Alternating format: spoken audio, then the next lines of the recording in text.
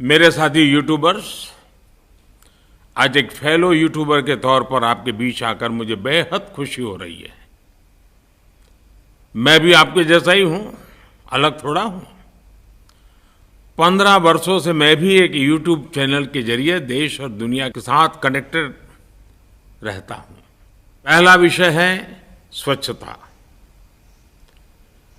पिछले 9 सालों में स्वच्छ भारत एक बड़ा अभियान बना।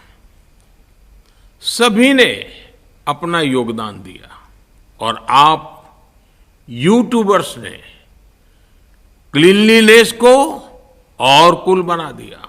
यूपीआई की सफलता के कारण भारत आज दुनिया की डिजिटल पेमेंट्स में 46% हिस्सेदारी रखता है। आप देश के ज्यादा से ज्यादा लोगों को डिजिटल पेमेंट के लिए प्रेरित करें। अपने वीडियोज के माध्यम से आसान भाषा में उन्हें डिजिटल पेमेंट करना सिखाएं। और एक विषय है वोकल फॉर लोकल।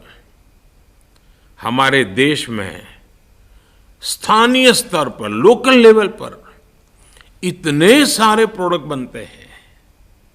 हमारे स्थानीय कारीगरों की स्किल लाजवाब होती है। इन्हें भी आप अपने काम के जरिए प्रमोट कर सकते हैं।